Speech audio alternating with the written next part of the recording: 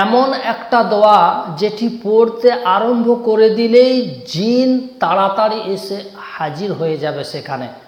আমরা যারা রুহানি চিকিৎসা তদবিরের কাজগুলো করি, আমরা অনেকেই জিন হাজির করতে পারি না বা জানি না। আর জিন হাজির করতে না পারলে কিন্তু তার পক্ষে ওই জিনটা ছাড়ানো, হটানো বা তাড়ানো সম্ভব নয়। এ কারণেই জিন হাজির করার প্রসেসটাও আমির কবিরাজ ভাইদেরকে জেনে রাখা অত্যন্ত গুরুত্বপূর্ণ এবং জরুরি। আর এটাই শিখিয়ে দেব আজ আপনাদেরকে এই ভিডিওতেই ইনশাআল্লাহ। এমন একটা গুরুমুখী বিদ্যা যেটি মিস হওয়ার নয়। কিছু এমন দোয়া রয়েছে যা মিস হওয়ার নয়, সেই রকমই একটা গুরুমুখী বিদ্যা আপনাদেরকে শিখিয়ে দেব। এই দোয়াটি পড়ে দিলেই কিন্তু জিন হাজির হয়ে যাবে, মিস হবে না ইনশাআল্লাহ। পৃথিবীর যে প্রান্তেই থাকুক না কেন ওই জিনটা সাথে সাথে সেখানে হাজির হয়ে যেতে বাধ্য হয়ে যাবে। কি সেই দোয়াটি জানতে চাইলে মনোযোগ সহকারে ভিডিওটিকে আপনি শেষ মুহূর্ত পর্যন্ত দেখে চলুন মূল বিষয়টির দিকে আগিয়ে যায়। আমি হারুন রশিদ, আপনারা দেখছেন হানাফি কেল্লা মিডিয়া। তবে একটু সতর্কবাণী, এই কাজটি করার জন্য অবশ্যই আপনি নিজের শরীরটাকে বন্ধ করে করবেন।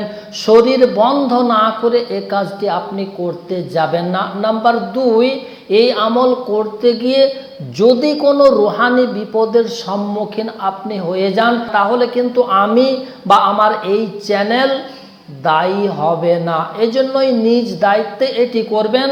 কোনো যোগ্য ওস্তাদের নিকট থেকে ইজাজত নিয়ে আপনি এই কাজটি করতে পারেন, তবে এই কাজটি মিস যাবার নয়। চলুন এবার সেই কাজটি আপনাদেরকে আমি শিখিয়ে দিচ্ছি।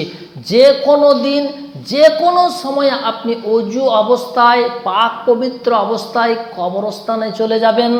খুবই পুরাতন একটা কবর থেকে এক টুকরো শুকনো শক্ত মাটি আপনি নিয়ে চলে আসবেন। বর্ষার দিন হলে ভিজে মাটি আপনি নিয়ে নেবেন।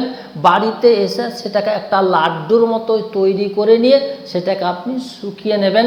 আর শুকনো মাটি পেলে তো খুবই ভালো কথা, যেন শক্ত একটা টুকরো মাটি হয়। ওই মাটির টুকরোটি বাড়িতে নিয়ে এসে ওই মাটির টুকরোর উপরে 7 বার সূরা মুজাম্মিল পাঠ করে 7টি ফু দিয়ে ওই মাটির টুকরোটিকে বাড়িতে আপনি যত্ন সহকারে রেখে দিন।